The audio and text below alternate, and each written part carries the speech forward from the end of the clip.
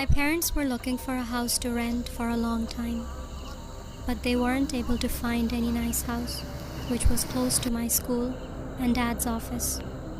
After a long search, my dad found a house, which was also close to my school. It seemed really nice, but there was one thing about it that I didn't like. Right behind it, there was an old abandoned house.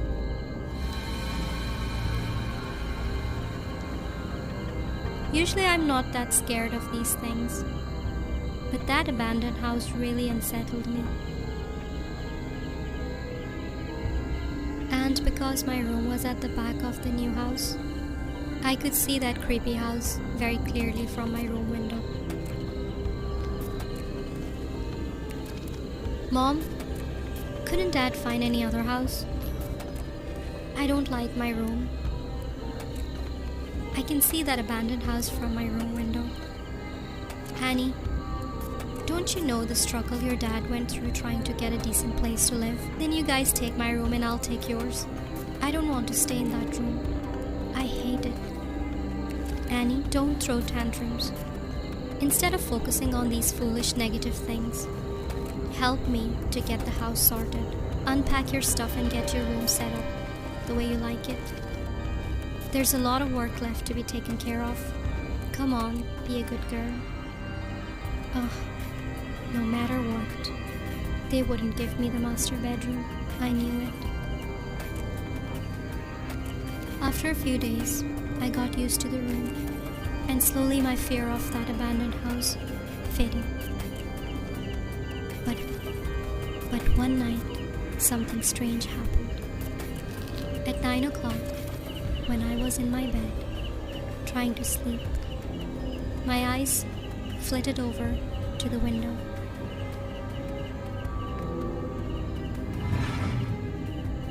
And I saw someone staring at me from the top floor window of that abandoned house.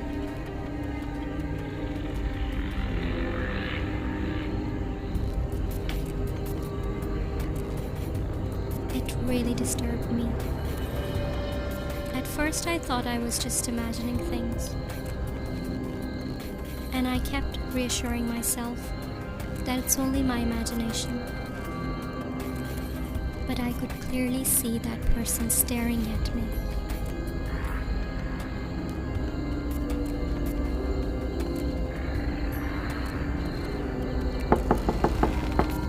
Mom, open the door. Mom, open the door. Mom.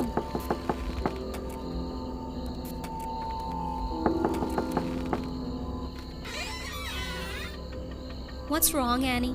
Mom, I saw someone standing in the window of that abandoned house. Please come into my room and see. Oh. Where, Annie? There's no one there.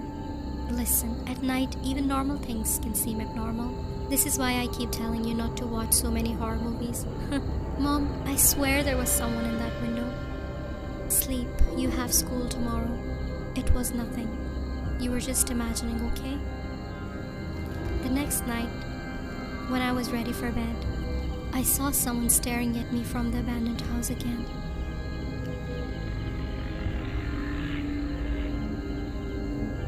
I freaked out. Mom! Mom! Come here quickly! You didn't believe me and told me I was imagining things? See, someone's there. Oh, where did he go? Oh, Annie. Do you know what time it is? You started shouting at this time. Don't you care that your father is asleep? But Mom, enough. That house is empty.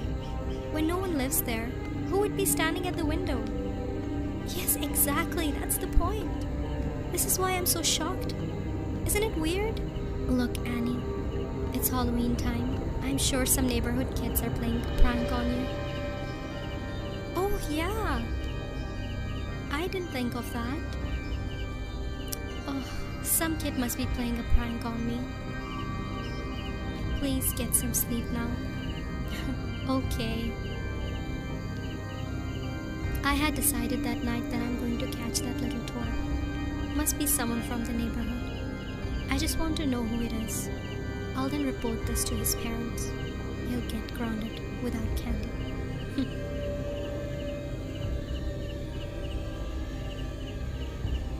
Next night at 9, I set out for the abandoned house. I was so determined to catch that kid tonight.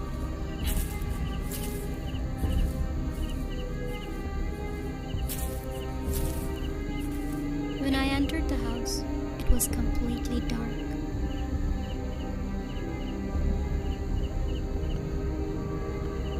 I arrived brave, but now I was getting a bit scared.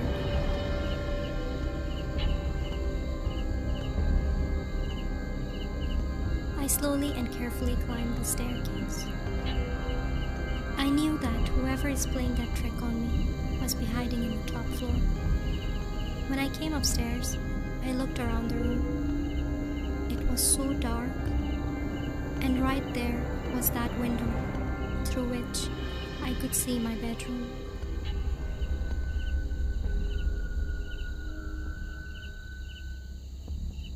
Oh, there's no one here.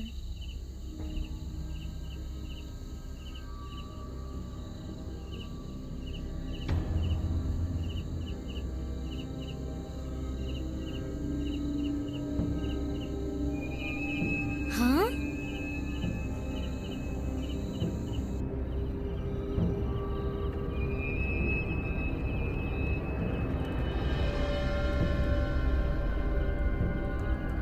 Mom!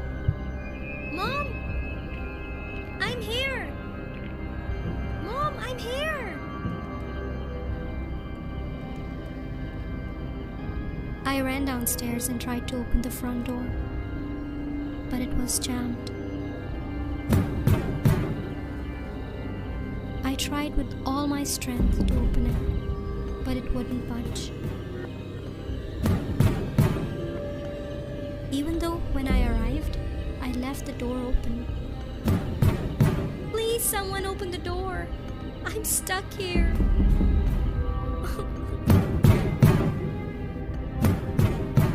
Please, someone open the door. Oh God.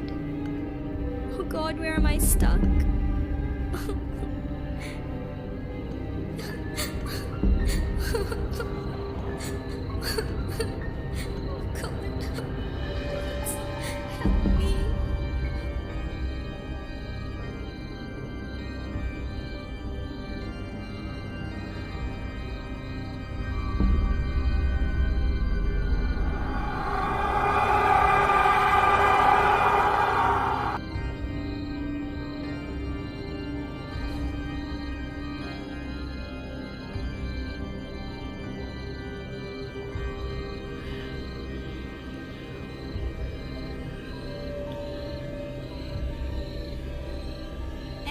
Wake up! You're getting late for school. Annie, what happened? Why aren't you ready for school? Are you not going to school today? No. Why? I'm not feeling well. What happened to you?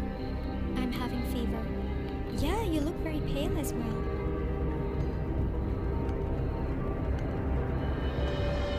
Just take it easy today.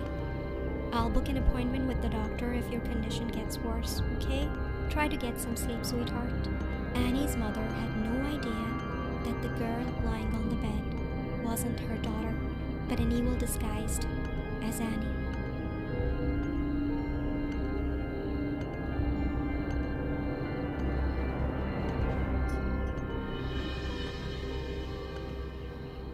Do you feel better now? A bit. Ugh. I don't feel hungry. What happened to her? As soon as Annie's parents went to bed, the evil impersonating their daughter went hunting.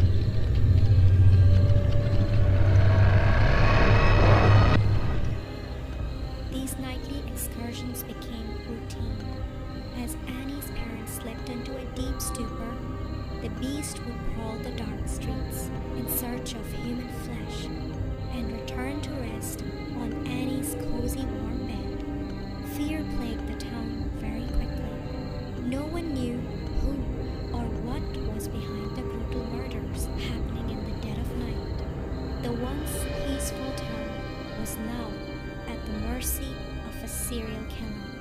Even the authorities were at their wits' end, trying to come up with suspects.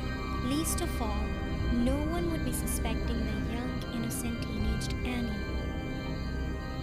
Annie's parents grew concerned day by day at her bizarre behavior. There was no explanation for this sudden change in mindset. Annie's mother was starting to get sleepless at night. Her thoughts were on her daughter, worrying and wondering as to why her daughter wasn't being herself.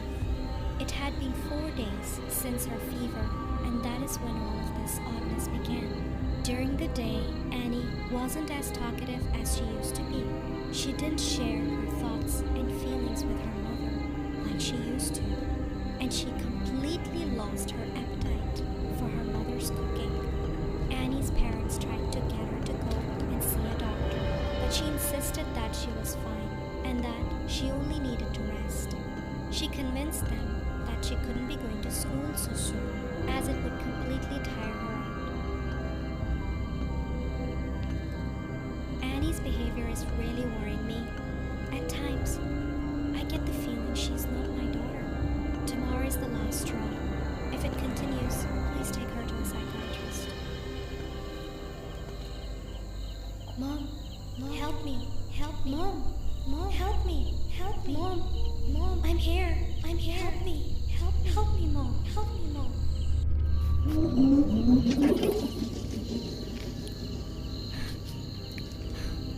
It was a really strange dream. Huh? Where's Annie? When Annie's mother discovered she was not in bed, she got worried and searched the house. When she still didn't find her, she checked the garden through the window.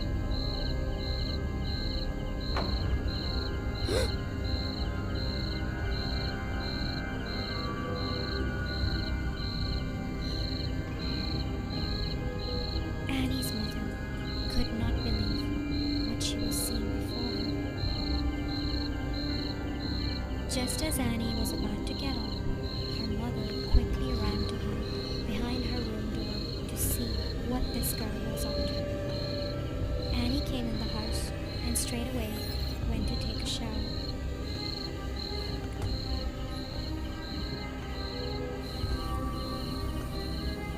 Annie's mother was feeling so horrified and didn't know what to do. She went into Annie's room and broke into tears. Oh God, what is wrong with my daughter? She can't be Annie. My daughter would never do that. Huh?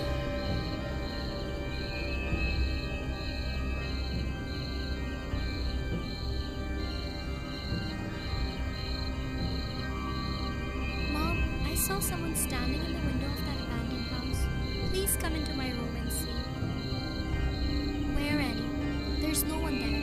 Mom, I swear there was someone in that window. Annie? What are you doing in my room? Nothing. I just came in to check if you were feeling any better. I'm fine. I was in the shower. Actually, your dad is feeling a bit sick. I'd have to go to the pharmacy to pick some medicine for him. It's quite late, so I was wondering if you want to come along and keep me company. Okay. I'm waiting for you in the car. Come down when you get ready.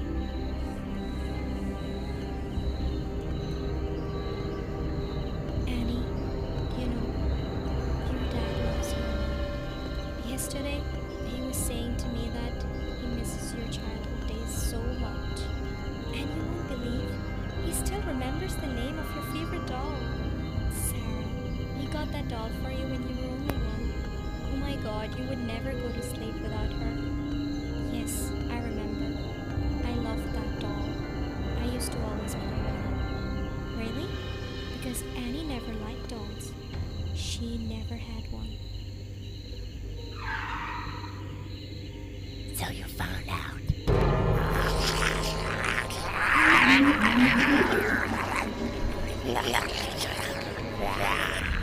Just as she was about to be attacked, Annie's mother jumped out of the car and locked the demon inside. She quickly got the canister filled with petrol from the trunk and poured it all over the car. "Mom, what are you doing? I'm your daughter, Annie. Please open the door." "No, you can't be Annie, because my daughter is trapped in that abandoned house."